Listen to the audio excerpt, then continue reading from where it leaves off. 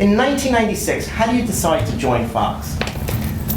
I had an opportunity. I really can't explain my career except that it was very, for those of you that like Malcolm Gladwell, it was very outliers-ish, in as much as right place, right time. Because this is New York, some of you may recognize some of this story, but when I was a kid, we didn't have Xbox. We had pinball at the local candy store, which was as close to I got, but my parents would come into my room late at night and tell me to shut off the radio because I was listening to guys like Barry Farber and Barry Gray, and later Bob Grant came on the scene, and then later Rush Limbaugh came on the scene. But I was obsessed with talk radio, and my parents would come in, it'd be 1 o'clock in the morning, and I'd be listening to all these guys, and never really thinking that I'd ever have a chance to get on the radio. And then I got my opportunity one day at a university, and I then became a radio gypsy. I traveled around the country. I lived 5 years in Rhode Island, 5 years in California, 2 years in Alabama, 4 years in Atlanta.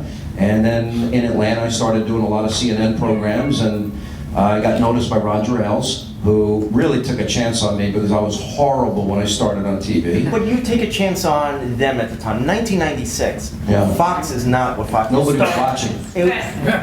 Correct. It's just starting off at the time. What connected for you? Why did you say, you know what? This is a great opportunity. Let me take a chance on it. Because I knew Roger Ailes and I believed him. But how did he sell it to you? Didn't have to sell it to me. I knew his background and history, and I was actually, Bob Grant, for those of you that follow talk radio in New York, I was up, when he originally got fired, I was up for that job, but I didn't get it. A guy by the name of Mike Gallagher, another friend of mine, got it.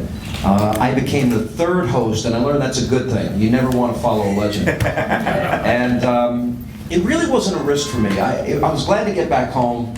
My father died 6 months in March of '97, so I got to be around my dad. He watched the show every night. I was doing radio on WABC at the time, from 11 at night till 2 in the morning. And so I still got to scratch that radio itch that I always had. And I was very fortunate, because when I started in talk radio, there were only 200 stations around the country. Now there's 2,500 talk stations, news stations, talk stations.